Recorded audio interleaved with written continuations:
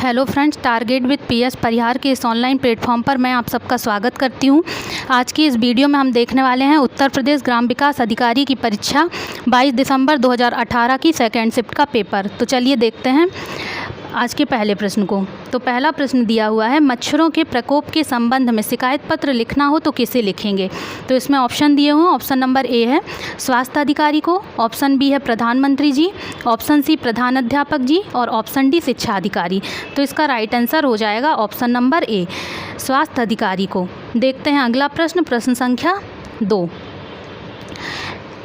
जिनका उच्चारण स्वतंत्रता से होता है और जो व्यंजन के उच्चारण में सहायक होते हैं उसे कहते हैं। ऑप्शन ए संज्ञा, ऑप्शन बी स्वर, ऑप्शन सी व्यंजन, ऑप्शन डी विसर्ग। तो इसका राइट आंसर हो जाएगा ऑप्शन नंबर बी, स्वर। स्वर उन वर्णों को कहते हैं जिनका उच्चारण बिना अवरोध अथवा विघ्न बाधा के होता है। देखते हैं अगला प्रश्न, प्रश्न संख्या 3। ई, चा, छा, जा, इया आदि का उच्चारण किससे होता है। ऑप्शन ए कंठ से, ऑप्शन बी मूर्धन्य से, ऑप्शन सी तालव्य से और ऑप्शन डी ओष्ठ से। तो इसका राइट आंसर हो जाएगा ऑप्शन नंबर सी, तालव्य से। वे वर्ण जो तालु के स्पर्श से बोले जाते हैं उन्हें तालव्य वर्ण कहते हैं। देखते हैं अगला प्रश्न, प्रश्न संख्या 4। एक से अधिक वर्णों के मेल को कहते हैं। ऑप्शन ए अक्षर, ऑप्शन बी स्वर, ऑप्शन सी व्यंजन और ऑप्शन डी अनुस्वर। तो इसका राइट आंसर हो जाएगा ऑप्शन नंबर सी, व्यंजन। एक से अधिक वर्णों के मेल को व्यंजन कहते हैं। चलते हैं अगले प्रश्न पर, प्रश्न संख्या 5। निम्नलिखित शब्दों में से स्वर संधि को पहचानिए। ऑप्शन ए पुस्तकालय, ऑप्शन बी सद्गति, ऑप्शन सी दिग्दर्शन और ऑप्शन डी उज्ज्वल। तो इसका राइट आंसर हो जाएगा ऑप्शन नंबर ए, पुस्तकालय। पुस्तकालय में कौन सी संधि हो जाएगी, स्वर संधि। चलते हैं अगले प्रश्न पर, प्रश्न संख्या 6। मुंबई में गगनचुंबी इमारतें बहुत हैं। रेखांकित शब्द में कौन सा समास समाहित है। तो यहाँ रेखांकित शब्द कौन सा दिया हुआ है, गगनचुंबी। तो गगनचुंबी में कौन सा समास हो जाएगा, गगनचुंबी में हो जाएगा तत्पुरुष समास। तो इसका राइट आंसर हो जाएगा ऑप्शन नंबर ए, गगनचुंबी का अर्थ होता है गगन को चूमने वाला। चलते हैं अगले प्रश्न पर, प्रश्न संख्या 7। हमें अपशब्द नहीं बोलना चाहिए। व्याकरण की दृष्टि से रेखांकित शब्द क्या है। तो यहाँ पे रेखांकित शब्द कौन सा दिया हुआ है, रेखांकित शब्द है अपशब्द। तो अपशब्द कैसा शब्द है, तो इसका सही आंसर हो जाएगा ऑप्शन नंबर सी, अपशब्द यहाँ पर एक उपसर्ग है। और अगर हम अपशब्द की बात करें तो अपशब्द में अप उपसर्ग है। देखते हैं अगला प्रश्न, प्रश्न संख्या 8। अफसोस मैं नहीं जा सका। रेखांकित शब्द में अव्यय का प्रकार बताइए। ऑप्शन ए संबोधन सूचक अव्यय, ऑप्शन बी शोक सूचक अव्यय, ऑप्शन सी आश्चर्य सूचक अव्यय और ऑप्शन डी हर्ष सूचक अव्यय। तो इसका राइट आंसर हो जाएगा ऑप्शन नंबर बी, अफसोस यहाँ पर शोक सूचक अव्यय है। देखते हैं अगला प्रश्न, प्रश्न संख्या 9। निम्नलिखित शब्दों में तत्सम शब्द को पहचानिए।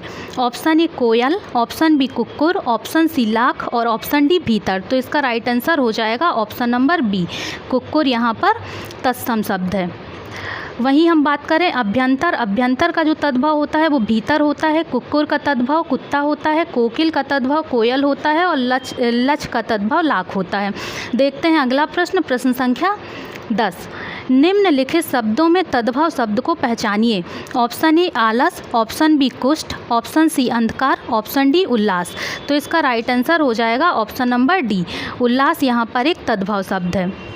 वहीं हम बात करें आलस्य की तो आलस्य का तद्भव आलस हो जाएगा, कुष्ठ का तद्भव कोढ़ हो जाएगा और अंधकार का तद्भव अंधेरा हो जाएगा। देखते हैं अगला प्रश्न, प्रश्न संख्या 11। निम्नलिखित शब्दों में अर्ध तत्सम शब्द को पहचानिए। ऑप्शन ए रात्रि, ऑप्शन बी दई, ऑप्शन सी बच्चा और ऑप्शन डी कान। तो इसका राइट आंसर हो जाएगा ऑप्शन नंबर बी, दई यहाँ पर एक अर्ध तत्सम शब्द है। चलते हैं अगले प्रश्न पर, प्रश्न संख्या 12। निम्नलिखित शब्दों में से विदेशी शब्द को पहचानिए। रेखांकित शब्द क्या है। Option A glass, option B अचल, ऑप्शन सी आश्चर्य और ऑप्शन डी छाता। तो इसका राइट आंसर हो जाएगा ऑप्शन नंबर ए, ग्लास। ग्लास यहाँ पर एक विदेशी शब्द है। देखते हैं अगला प्रश्न, प्रश्न संख्या 13। निम्नलिखित विशेषणों में से संज्ञा की पहचान कीजिए। ऑप्शन ए आसमानी, ऑप्शन बी नियमित, ऑप्शन सी पाश्चात्य और ऑप्शन डी अनुशासन। तो इसमें हमको बताना है कि संज्ञा शब्द कौन सा है। तो इसका राइट आंसर हो जाएगा ऑप्शन नंबर डी, अनुशासन एक संज्ञा शब्द है। चलते हैं अगले प्रश्न पर, प्रश्न संख्या 14।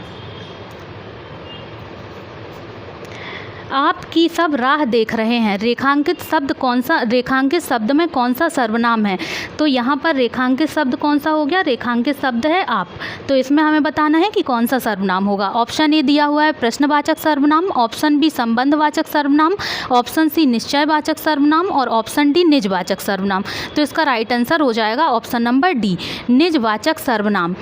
अब निजवाचक सर्वनाम क्या होते हैं, तो जिन शब्दों का प्रयोग वक्ता स्वयं के लिए करता है वे निजवाचक सर्वनाम कहलाते हैं। जैसे निजवाचक सर्वनाम कौन कौन से होते हैं, तो आप, स्वयं, खुद, स्वतः आदि, ये सारे निजवाचक सर्वनाम होते हैं। देखते हैं अगला प्रश्न, प्रश्न संख्या 15। निम्नलिखित शब्दों में से विशेषण को पहचानिए। ऑप्शन ए मजहब, ऑप्शन बी नैतिक, ऑप्शन सी पीड़ा और ऑप्शन डी अज्ञान। तो इसका राइट आंसर हो जाएगा ऑप्शन नंबर बी, नैतिक। नैतिक यहाँ पर कैसा शब्द है, नैतिक एक विशेषण शब्द है। जिस शब्द से संज्ञा या सर्वनाम की विशेषता का बोध हो उसे हम विशेषण कहते हैं। देखते हैं अगला प्रश्न, प्रश्न संख्या 16। उसे धीरे धीरे लिखने की आदत है, रेखांकित शब्द क्या है। तो यहाँ पे रेखांकित शब्द दिया हुआ है धीरे धीरे। तो ये हमें बताना है कि यह कैसा शब्द है। तो ऑप्शन दिया हुआ, ऑप्शन नंबर ए क्रिया विशेषण, ऑप्शन बी क्रिया, ऑप्शन सी सर्वनाम और ऑप्शन डी संज्ञा। तो इसका राइट आंसर हो जाएगा ऑप्शन नंबर ए, क्रिया विशेषण। धीरे धीरे यहाँ पर क्रिया विशेषण है। अब क्रिया विशेषण हम किन्हें कहते हैं, तो ऐसे शब्द जो क्रिया की विशेषता को बतलाते हैं क्रिया विशेषण शब्द कहलाते हैं। देखते हैं आज का अगला प्रश्न, प्रश्न संख्या 17। वह पढ़ता है लेकिन बात भी बहुत करता है, व्याकरण की दृष्टि से रेखांकित शब्द को पहचानिए। तो यहाँ रेखांकित शब्द दिया हुआ है लेकिन, तो इसमें हमें बताना है कि ये कैसा शब्द है। तो ऑप्शन दिया है, ऑप्शन ए है क्रिया विशेषण, ऑप्शन बी अव्यय, ऑप्शन सी सर्वनाम, ऑप्शन डी संज्ञा।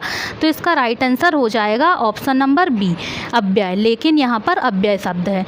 जिन शब्दों के रूप में लिंग, वचन, कारक आदि के कारण कोई परिवर्तन या विकार ना हो उन्हें हम अव्यय कहते हैं। अतः रेखांकित शब्द लेकिन कैसा शब्द हो जाएगा, अव्यय शब्द। देखते हैं आज का अगला प्रश्न, प्रश्न संख्या 18। रविवार है वह घर पर ही रहेगा, रेखांकित शब्द को पहचानिए।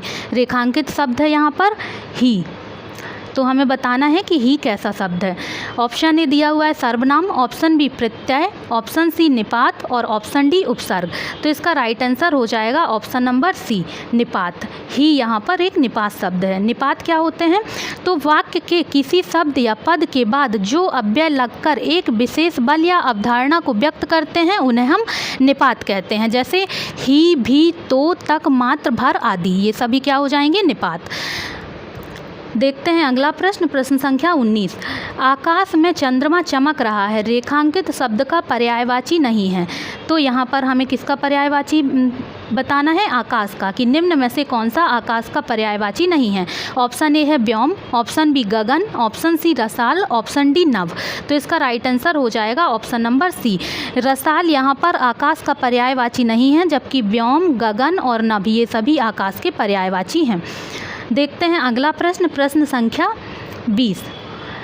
संतोष महाधन है, रेखांकित शब्द का सटीक विलोम होगा। तो यहाँ देखेंगे रेखांकित शब्द कौन सा दिया हुआ है, संतोष। तो संतोष का विलोम हमें बताना है। ऑप्शन ए दिया हुआ है असंतोष, ऑप्शन बी अस्वीकार, ऑप्शन सी असहयोग और ऑप्शन डी असार। तो इसका राइट आंसर हो जाएगा ऑप्शन नंबर ए, असंतोष। संतोष का विलोम शब्द क्या हो जाएगा, असंतोष। चलते हैं अगले प्रश्न पर, प्रश्न संख्या 21। युग्म शब्द की कौन सी जोड़ी सही है। तो युग्म शब्द की कौन सी जोड़ी सही है। ऑप्शन ए में दिया हुआ है न्याय का अन्याय, ऑप्शन बी धरा का पृथ्वी, ऑप्शन सी अचल का अचला और ऑप्शन डी मान का अपमान। तो इसका राइट आंसर हो जाएगा ऑप्शन नंबर सी, अचल का अचला। दिए गए विकल्पों में से अचल और अचला युग्म शब्द की सही जोड़ी है। अचल का अर्थ होता है स्थिर और अचला का अर्थ है पृथ्वी। जबकि वहीं हम बात करें न्याय, न्याय का अन्याय क्या हो जाएगा, विलोम शब्द हो जाएगा, और मान का अपमान ये भी विलोम शब्द हो जाएगा। देखते हैं अगला प्रश्न, प्रश्न संख्या 22।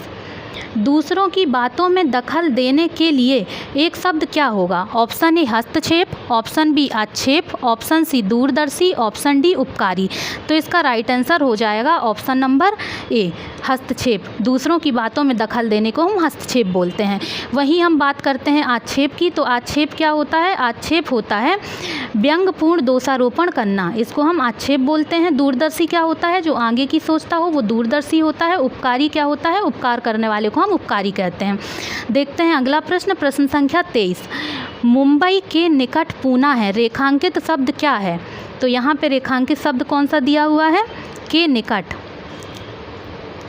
ऑप्शन ए है समुच्चय बोधक शब्द, ऑप्शन बी संबंध सूचक शब्द, ऑप्शन सी सर्वनाम और ऑप्शन डी संज्ञा। तो इसका राइट आंसर हो जाएगा ऑप्शन नंबर बी संबंध सूचक शब्द। देखते हैं अगला प्रश्न, प्रश्न संख्या 24। माता पिता अपने बच्चों के लिए कड़ी मेहनत करते हैं। रेखांकित शब्द क्या है? तो यहाँ पे रेखांकित शब्द क्या दिया हुआ है? के लिए। तो के लिए क्या है ये हमें बताना है। तो ऑप्शन दिया हुआ है, ऑप्शन ए है विशेषण, ऑप्शन बी परसर्ग, ऑप्शन सी सर्वनाम और ऑप्शन डी संज्ञा। तो इसका राइट आंसर हो जाएगा ऑप्शन नंबर बी परसर्ग। प्रश्न में दिए गए वाक्य में रेखांकित शब्द के लिए यहाँ पर परसर्ग है। परसर्ग वे अक्षर होते हैं जो किसी धातु या मूल रूप के अंत में लगकर उसके अर्थ में कोई विशेषता लाते हैं। कारक को प्रकट करने वाले सहायक तत्वों या चिन्हों को हम परसर्ग कहते हैं। देखते हैं अगला प्रश्न, प्रश्न संख्या 25। वचन की दृष्टि से कौन सा जोड़ा सही नहीं है? ऑप्शन ए दिया हुआ है लता का लताएं, घोड़ा का घोड़े, ऑप्शन सी में दिया हुआ है किताब का किताबें, ऑप्शन नंबर डी है सखी का सखियाँ। तो इसका राइट आंसर हो जाएगा ऑप्शन नंबर डी सखी का सखियाँ। यहाँ पे सखियाँ की जो वर्तनी है ये अशुद्ध लिखी हुई है। सखियाँ में कौन सी मात्रा आएगी? तो सखियाँ का शुद्ध रूप हो जाएगा ये, सखियाँ में छोटी ई की मात्रा आएगी। देखते हैं अगला प्रश्न, प्रश्न संख्या 26। जिस वाक्य में कर्म के अनुसार क्रिया में परिवर्तन होता है उस वाक्य को कहते हैं। ऑप्शन ए कर्तवाच्य, ऑप्शन बी कर्मवाच्य, ऑप्शन सी भाववाच्य और ऑप्शन डी संयुक्त वाच्य। तो इसका राइट आंसर हो जाएगा ऑप्शन नंबर बी कर्मवाच्य। जिस वाक्य में कर्म के अनुसार क्रिया में परिवर्तन होता है उसे हम कर्मवाच्य कहते हैं। चलते हैं अगले प्रश्न पर, प्रश्न संख्या 27। निम्नलिखित वाक्यों में से भविष्य काल को पहचानिए। ऑप्शन ए दिया हुआ है गाय घास चरती है, ऑप्शन बी रोहन मुंबई गया था, ऑप्शन सी मैं कल घूमने जाऊंगी, ऑप्शन डी माँ बच्चे को पढ़ा रही है। तो इसका राइट आंसर हो जाएगा ऑप्शन नंबर सी मैं कल घूमने जाऊंगी। यहाँ पे कौन सा काल हो जाएगा? भविष्य काल हो जाएगा। वहीं हम बात करें ऑप्शन नंबर ए की, ऑप्शन नंबर ए में दिया हुआ है गाय घास चरती हैं, तो यहाँ पे कौन सा हो जाएगा? यहाँ सामान्य वर्तमान काल हो जाएगा। दूसरा है रोहन मुंबई गया था, तो ये पूर्ण भूतकाल का उदाहरण है। वहीं दिया हुआ है ऑप्शन नंबर डी माँ बच्चे को पढ़ा रही है, तो ये हो जाएगा तत्कालीन वर्तमान काल। चलते हैं अगले प्रश्न पर, प्रश्न संख्या 28। मध्यम पुरुष तू का सही बहुवचन होगा। ऑप्शन ए आप लोग, ऑप्शन बी तुम लोग, ऑप्शन सी हम और ऑप्शन डी ये लोग। तो इसका राइट आंसर हो जाएगा ऑप्शन नंबर बी तुम लोग। तू का जो बहुवचन हो जाएगा वो तुम लोग होगा। देखते हैं अगला प्रश्न, प्रश्न संख्या 29। जिस वाक्य में इसलिए और क्योंकि लेकिन परंतु आदि समुच्चय बोधक शब्द जुड़ते हैं उसे क्या कहते हैं? ऑप्शन ए दिया हुआ है संयुक्त वाक्य, ऑप्शन बी मिश्र वाक्य, ऑप्शन सी सरल वाक्य और ऑप्शन डी विधान वाक्य। तो इसका राइट आंसर हो जाएगा ऑप्शन नंबर ए संयुक्त वाक्य। जिस वाक्य में इसलिए और क्योंकि लेकिन आदि सभी समुच्चय बोधक शब्द जुड़ते हैं उस वाक्य को हम संयुक्त वाक्य कहते हैं। जैसे इसका एग्जाम्पल हम देखें, सूर्योदय हुआ और कुहासा जाता रहा, तो ये किससे जुड़ा हुआ है? और से जुड़ा हुआ है, तो ये कैसा वाक्य हो जाएगा? संयुक्त वाक्य हो जाएगा। देखते हैं अगला प्रश्न, प्रश्न संख्या 30। बच्चे खेल रहे हैं, अर्थ के आधार पर वाक्य का प्रकार बताइए। ऑप्शन ए दिया हुआ है प्रश्नवाचक, ऑप्शन बी विधानवाचक, ऑप्शन सी निषेधवाचक, ऑप्शन डी आज्ञावाचक। तो इसका राइट आंसर हो जाएगा ऑप्शन नंबर बी। यह वाक्य कैसा है? विधानवाचक वाक्य है। विधानवाचक वाक्य हम किसे कहते हैं? तो विधानवाचक वाक्य वह वाक्य होता है जिससे किसी बात के होने का बोध हो। देखते हैं अगला प्रश्न, प्रश्न संख्या 31। तुमको मुझे पढ़ाना है, अशुद्ध अंश की पहचान करो। तो इसमें अशुद्ध अंश कौन सा हो जाएगा? तो तुमको मुझे पढ़ाना है, इसमें अशुद्ध अंश कौन सा हो जाएगा? ऑप्शन ए दिया हुआ है तुमको, ऑप्शन बी मुझे, ऑप्शन सी पढ़ाना, ऑप्शन डी है। तो इसका राइट आंसर हो जाएगा ऑप्शन नंबर ए, तुमको। तो इसका शुद्ध वाक्य क्या हो जाएगा कि तुम्हें मुझे पढ़ाना है। देखते हैं अगला प्रश्न, प्रश्न संख्या 32। मुझे बाहर जाना है, रेखांकित चिन्ह को पहचानिए। तो रेखांकित चिन्ह कौन सा है? ये चिन्ह हमें बताना है कि किसका दिया हुआ है। तो ऑप्शन दिया हुआ है, पहला है पूर्ण विराम, दूसरा है प्रश्नवाचक चिन्ह, ऑप्शन सी में दिया हुआ है अल्प विराम और ऑप्शन डी में है लाघव चिन्ह। तो इसका राइट आंसर हो जाएगा ऑप्शन नंबर ए, पूर्ण विराम। इस चिन्ह को हम क्या बोलते हैं? पूर्ण विराम। जबकि आप देख पा रहे हैं प्रश्नवाचक चिन्ह ये वाला होता है, अल्प विराम हम इसे बोलते हैं और लाघव चिन्ह ये है। चलते हैं अगले प्रश्न पर, प्रश्न संख्या 33। प्रश्न संख्या 33 को देखेंगे। किसी पद, उपवाक्य आदि की विशेषता दिखाने के लिए शब्द के नीचे एक रेखा खींचते हैं, उसे क्या कहते हैं? ऑप्शन ए प्रश्नवाचक चिन्ह, ऑप्शन बी अधोरेख चिन्ह, ऑप्शन सी कोष्टक चिन्ह और ऑप्शन डी तिर्यक चिन्ह। तो इसका राइट आंसर हो जाएगा ऑप्शन नंबर बी, उसे हम अधोरेख चिन्ह बोलते हैं। तो किसी पद, उपवाक्य आदि की विशेषता दिखाने के लिए शब्दों के नीचे एक रेखा खींची जाती है जिसे अधोरेख चिन्ह कहा जाता है। चलते हैं अगले प्रश्न पर, प्रश्न संख्या 34। उसने तो मेरी आंखें खोल दी, रेखांकित मुहावरे का अर्थ होगा। तो इसमें रेखांकित मुहावरा कौन सा दिया हुआ है? आंखें खोल दी। तो इसका अर्थ क्या दिया हुआ है? ऑप्शन ए में दिया हुआ है भ्रम को दूर करना, ऑप्शन बी है किसी बात पर ध्यान न देना, ऑप्शन सी है स्वागत के लिए राह देखना, ऑप्शन डी है अंधकार दूर करना। तो इसका राइट आंसर हो जाएगा ऑप्शन नंबर ए, आंखें खोल देना मतलब भ्रम को दूर करना। देखेंगे अगला प्रश्न, प्रश्न संख्या 35। आग लगने पर कुआं खोदना लोकोक्ति का सही अर्थ होगा। ऑप्शन ए दिया हुआ है जल्दी से कार्य करना, ऑप्शन बी संकट के समय बचाव के लिए सोचना, ऑप्शन सी मुसीबत आने से घबरा जाना, ऑप्शन डी कुआं खोदकर पुण्य कमाना। तो इसका राइट आंसर हो जाएगा ऑप्शन नंबर बी, संकट के समय बचाव के लिए सोचना। आग लगने पर कुआं खोदने का मतलब होता है संकट के समय बचाव के लिए सोचना। देखते हैं अगला प्रश्न, प्रश्न संख्या 36। पृथ्वी, ग्रहों, तारों आदि का स्थान वाक्यांश के लिए उचित शब्द होगा। पहला दिया हुआ समंदर, दूसरा है अंतरिक्ष, तीसरा धरती और चौथा विश्व। तो इसका राइट आंसर हो जाएगा ऑप्शन नंबर बी, अंतरिक्ष। पृथ्वी, ग्रहों, तारों आदि का जो स्थान होता है उसे हम अंतरिक्ष बोलते हैं। देखेंगे अगला प्रश्न, प्रश्न संख्या 37। निम्नलिखित में से समानार्थी जोड़े को स्पष्ट कीजिए। ऑप्शन ए में दिया हुआ है पार्वती और महेश्वरी, ऑप्शन बी में दिया हुआ है व्यवहारिक और अव्यवहारिक, ऑप्शन सी है शेर और शेरनी, ऑप्शन डी है लड़का और लड़के। तो इसका राइट आंसर हो जाएगा ऑप्शन नंबर ए, पार्वती और महेश्वरी ये दोनों एक दूसरे के समानार्थी शब्द हैं। वहीं हम बात करें व्यवहारिक और अव्यवहारिक तो ये एक दूसरे का विलोम दिया हुआ है। शेर का शेरनी ये भी विलोम दिया हुआ है, जबकि लड़का और लड़के ये कैसा दिया हुआ है? एक बहुवचन में दिया हुआ है, एक वचन और बहुवचन। देखते हैं अगला प्रश्न, प्रश्न संख्या 38। पूर्वी हिंदी क्षेत्र में कौन सी बोली नहीं बोली जाती? Option A Awadhi, option B Chhattisgarhi, option C Jaipuri और ऑप्शन डी बघेली। तो इसका राइट आंसर हो जाएगा जयपुरी। पूर्वी हिंदी क्षेत्र में जयपुरी नहीं बोली जाती है। तो जयपुरी किस बोली के अंतर्गत आती है? जयपुरी राजस्थानी के अंतर्गत आती है। वहीं हम बात करें पूर्वी की तो पूर्वी के अंदर अवधी, बघेली और छत्तीसगढ़ी ये तीनों बोलियाँ आती हैं। चलते हैं अगले प्रश्न पर, प्रश्न संख्या 39। हिंदी भाषी राज्य के अंतर्गत कौन सा राज्य नहीं है? Option A Uttar Pradesh, option B Bihar, option C Jharkhand और ऑप्शन डी महाराष्ट्र। तो इसका राइट आंसर दिया हुआ है, इसका राइट आंसर हो जाएगा option number D, Maharashtra. Maharashtra में मराठी बोली जाती है, यह हिंदी भाषी क्षेत्र नहीं है। वहीं हम बात करते हैं अन्य हिंदी भाषी क्षेत्रों राज्यों की तो हिमाचल प्रदेश, हरियाणा, राजस्थान, उत्तर प्रदेश, उत्तराखंड, छत्तीसगढ़, झारखंड, मध्य प्रदेश, बिहार और पंजाब ये सभी हिंदी भाषी क्षेत्र हैं। देखते हैं अगले प्रश्न को, प्रश्न संख्या 40। रामचरितमानस के रचयिता कौन हैं? Option A Goswami Tulsidas, option B Surdas, option C Mirabai, option D Sant Tukaram. तो इसका राइट आंसर हो जाएगा option number A, Goswami Tulsidas. Ramcharitmanas के रचयिता गोस्वामी तुलसीदास जी हैं। वहीं हम इनकी अन्य रचनाओं की बात करें तो इनकी अन्य रचनाएं हैं वैराग्य संदीपनी, रामाज्ञा प्रश्न, रामलला नहछू, जानकी मंगल, पार्वती मंगल, कृष्ण गीतावली, गीतावली, विनय पत्रिका, दोहावली, बरबे रामायण, कवितावली, ये सभी इनकी अन्य रचनाएं हैं। देखेंगे अगले प्रश्न को, प्रश्न संख्या 41। हिंदी का अनुवाद लिखिए, सही अनुवाद स्पष्ट कीजिए। Disaster to environment is the biggest problem, इसका सही हिंदी अनुवाद क्या हो जाएगा? ऑप्शन ए दिया हुआ है प्रदूषण से बचना चाहिए, ऑप्शन बी पर्यावरण को हानि पहुंचाना आज की बड़ी समस्या है, ऑप्शन सी दिया हुआ है ध्वनि प्रदूषण हमारी समस्या है, ऑप्शन डी दिया हुआ है प्रदूषण एक समस्या है। तो इसका राइट आंसर हो जाएगा ऑप्शन नंबर बी, पर्यावरण को हानि पहुँचाना आज की बड़ी समस्या है, यह इसका सही हिंदी अनुवाद हो जाएगा। देखते हैं अगला प्रश्न, प्रश्न संख्या 42।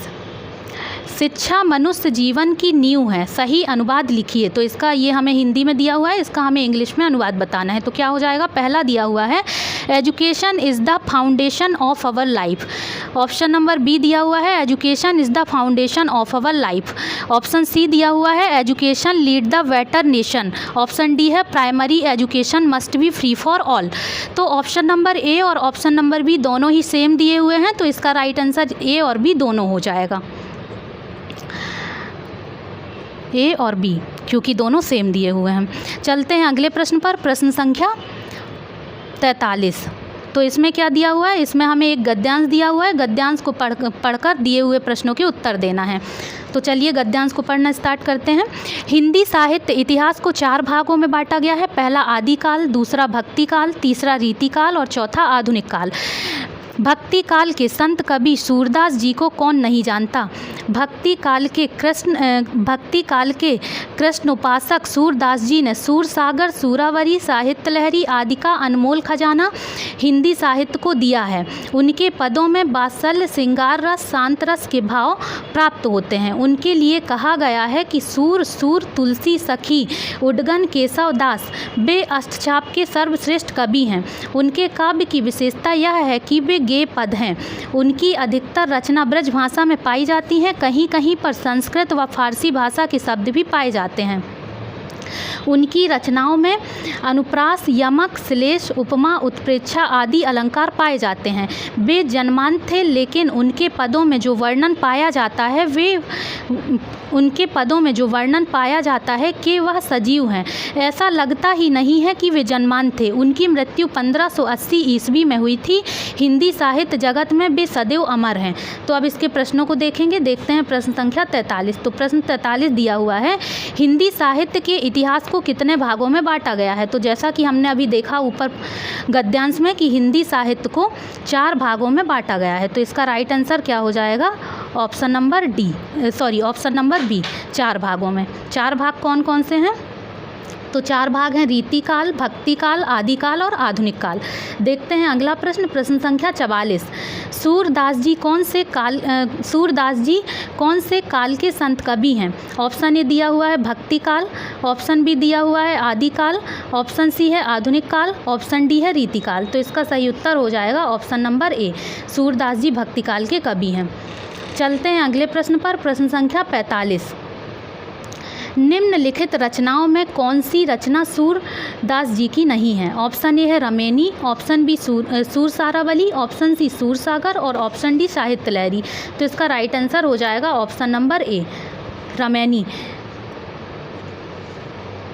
Option number A, Ramaini.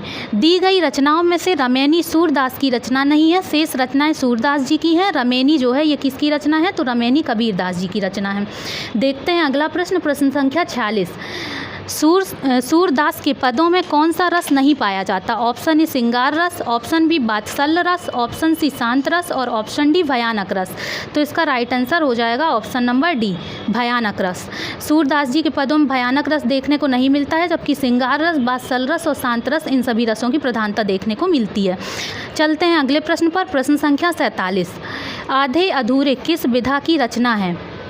Option A कविता, ऑप्शन बी कहानी, ऑप्शन सी नाटक और ऑप्शन डी उपन्यास। तो इसका राइट आंसर हो जाएगा ऑप्शन नंबर सी, नाटक। आधे अधूरे यह मोहन राकेश द्वारा रचित एक नाटक विधा की रचना है। अगर वहीं हम बात करें मोहन राकेश की अन्य कृतियों की, तो आषाढ़ का दिन, लहरों के राजहंस, ये भी मोहन राकेश की अन्य रचनाएं हैं। चलते हैं अगले प्रश्न पर, प्रश्न संख्या 48। जयद्रथ वध किसकी रचना है? Option A Jaishankar Prasad, option B Suryakant Tripathi Nirala, option C Maithili Sharan Gupt और ऑप्शन डी महादेवी वर्मा। तो इसका राइट आंसर हो जाएगा ऑप्शन नंबर सी, मैथिली शरण गुप्त। जयद्रथ वध यह मैथिली शरण गुप्त जी की रचना है। इनकी अन्य रचनाओं को देखें तो रंग में भंग, किसान, बिकट भट्ट, गुरुकुल, साकेत, भरत भारती, झंकार, द्वापर, जय भारत, पंचवटी इत्यादि इनकी अन्य रचनाएं हैं। चलते हैं अगले प्रश्न पर, प्रश्न संख्या 49। निम्नलिखित में से छायावादी रचनाकार कौन से हैं? Option A Nagarjun, option B Muktibodh, option C Sumitranandan Pant, option D Trilochan Shastri. तो इसका राइट आंसर हो जाएगा option number C, Sumitranandan Pant. दिए गए विकल्पों में सुमित्रानंदन पंत छायावादी रचनाकार हैं। अगर हम अन्य छायावादी रचनाकारों की बात करें तो अन्य छायावादी रचनाकार हैं जयशंकर प्रसाद, महादेवी वर्मा, सूर्यकांत त्रिपाठी निराला, सियाराम शरण गुप्त, माखनलाल चतुर्वेदी और बालकृष्ण शर्मा नबीनी। वहीं नागार्जुन, मुक्तिबोध व त्रिलोचन शास्त्री ये छायावादोत्तर काल के रचनाकार हैं। चलते हैं अगले प्रश्न पर, जो कि आज का हमारा लास्ट प्रश्न है, प्रश्न संख्या 50। हिंदी साहित्य को कितने काल खंडों में विभक्त किया गया है? Option A 2, option B 4, option C 5 और ऑप्शन डी 3। तो ये आज का हमारा रिपीटेड प्रश्न है। ये प्रश्न हमने गद्यांश में भी देखा, तो इसका राइट आंसर हो जाएगा ऑप्शन नंबर बी, हिंदी साहित्य को 4 खंडों में विभक्त किया गया है। अब वो 4 खंड कौन कौन से हैं? तो पहला आदिकाल, दूसरा भक्तिकाल, तीसरा रीतिकाल और चौथा आधुनिक काल। अगर आपको हमारा वीडियो पसंद आया तो चैनल को लाइक, शेयर और सब्सक्राइब करें। Thank you.